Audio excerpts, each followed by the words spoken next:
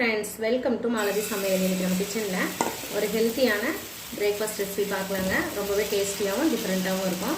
So வாங்க எப்படி செய்யறதுன்னு பார்க்கலாம். ஒரு கப் அளவுக்கு ரவை சேர்த்துடலாம். வறுத்த ரவை வறுக்காத ரவை ரெண்டுமே எடுத்துக்கலாம். ஒரு கப் அளவுக்கு தயிர் சேர்த்துக்கலாம். புளிப்பு அதிகமாக இல்லாத தயிராக சேர்த்துக்கோங்க. ஒரு கப் அளவுக்கு தண்ணி சேர்த்துட்டு இது நல்லா மைய அரைச்சிட்டு வந்துடலாம். மைய அரைச்சதை ஒரு பவுலுக்கு மாற்றி வச்சிடலாம். அலசி ஒரு 1/4 கப் அளவுக்கு தண்ணி சேர்த்துக்கோங்க. இந்த அளவுக்கு இருக்கு. இது ஒரு 10 நிமிஷம் போல அப்படியே க்ளோஸ் பண்ணி வச்சிடலாம். நல்லா ஊறி வரட்டும். இந்த ஊறுற டைம்ல இதுக்கு ஒரு மசாலா பாத்திரலாம். போல பேன் வச்சிடலாம். பேன் நல்லா சூடானதும் ஒரு ஸ்பூன் போல ஆயில் ஊற்றிடலாம். ஆயில் நல்லா சூடாகட்டும். நல்லா சூடானதும் 1/2 ஸ்பூன் அளவுக்கு கடுகு சேர்த்துக்கோங்க. பொரிஞ்சதும் ஒரு 1/4 ஸ்பூன் ஜீரகம் சேர்த்துக்கோங்க.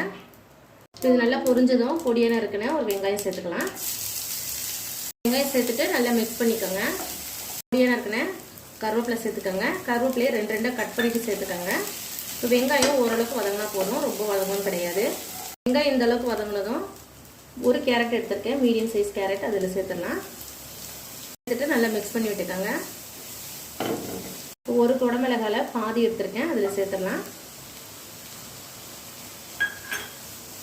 இது நல்லா மிக்ஸ் பண்ணிக்கோங்க. குடமிளகாய் சேர்க்கறதுனால நல்ல ஒரு டேஸ்ட் கொடுக்கும். உங்ககிட்ட குடமிளகாய் இல்லைன்னா கொஞ்சமாக முட்டைக்கோஸ் சேர்த்துக்கோங்க.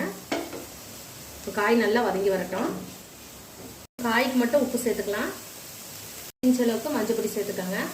அதுக்கு ஒரு 1/4 ஸ்பூன் அளவுக்கு மிளகாத்தூள் சேர்த்துக்கோங்க. இதில் நல்லா மிக்ஸ் பண்ணிவிட்டு ஒரு நிமிஷம் போல் நல்லா வதக்கி எடுத்துக்கலாம். காய் இந்த அளவுக்கு வதங்கியிருக்கேன். இப்போ அடுப்பு ஆஃப் பண்ணிடலாம். நறுக்கிட்ட கொத்தமல்லி சேர்த்துட்டு நல்லா மிக்ஸ் பண்ணிடுங்க. இது நம்ம மாவோட சேர்த்துக்கலாம். மாவு நல்லா ஊறி வந்திருக்கு. நம்ம மசாலா ரெடி பண்ணுறதுக்குள்ளேயும் இப்போ தேவையான அளவு உப்பு சேர்த்துடலாம். நம்ம காய்கறிக்கு உப்பு சேர்த்துருக்கோம். உப்பு மட்டும் பார்த்து சேர்த்துக்கோங்க. இது நல்லா மிக்ஸ் பண்ணிக்கலாம். பிஞ்ச் அளவுக்கு சோடா உப்பு சேர்த்துக்கலாம்.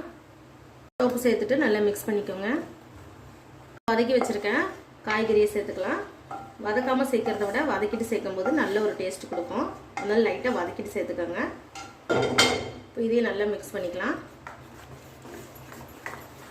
மாவு ரெடியாக இருக்குது. மாவு இந்த அளவுக்கு இருக்கணும். ரொம்ப திக்காகவும் இருக்கக்கூடாது, ரொம்ப தண்ணியாகவும் இருக்கக்கூடாது. நம்ம செய்ய ஆரம்பிச்சிடலாம். இது போல் தாளிப்பு கரண்டி வச்சுருங்க. இதில் கொஞ்சமாக ஆயில் ஸ்ப்ரெட் பண்ணியிருக்கேன். இப்போ நம்ம ரெடி பண்ணி வச்சுருக்க மாவை நல்லா மிக்ஸ் பண்ணிவிட்டு ஒரு 1.5 கரண்டி அளவுக்கு ஊற்றிடலாம். லைட்டாக ஸ்ப்ரெட் பண்ணிக்கோங்க. இப்போ மீடியம் ஃப்ளேமில் க்ளோஸ் பண்ணி வச்சிடலாம். வேகட்டும். ஒரு பக்கம் வெந்திருக்கும், திருப்பி போட்டுடலாம். ஒரு சைடு நல்ல மொறுமொறுப்பாக வந்திருக்கு. இப்போ இந்த பக்கமாக வேக வச்சு எடுத்துக்கலாம். இப்போ இந்த பக்கமும் 1 நிமிஷம் போல் வச்சிடலாம். க்ளோஸ் பண்ணி வச்சுருவோம். இந்த பக்கமும் 1 நிமிஷம் போல் இருக்குது. இப்போ 2 பக்கமும் நல்லா வெந்து வந்திருக்கு. இதே போலவே எல்லா மாவுலையும் ரெடி பண்ணி எடுத்துக்கலாம். நம்ம எடுத்துருக்க அளவுக்குன்னு பார்த்தீங்கன்னா 8 அடை தோசை கிட்ட கிடைக்கும். ரொம்பவே டேஸ்டியாக இருக்கும் ஃப்ரெண்ட்ஸ். கண்டிப்பாக ட்ரை பண்ணி பாருங்கள். வெளியே நல்ல கிறிஸ்பியாகவும் உள்ளுக்குள்ள நல்ல சாஃப்டாகவும் இருக்கும். தேங்காய் சட்னி கார சட்னியோட ரொம்ப நல்லாயிருக்கும். கண்டிப்பாக ட்ரை பண்ணிவிட்டு எங்கள் சேனலுக்கு லைக் பண்ணுங்கள், ஷேர் பண்ணுங்கள், கமெண்ட் பண்ணுங்கள். மறக்காம malathi சமையலுக்கு சப்ஸ்கிரைப் பண்ணிக்கோங்க ஃப்ரெண்ட்ஸ். தேங்க்யூ.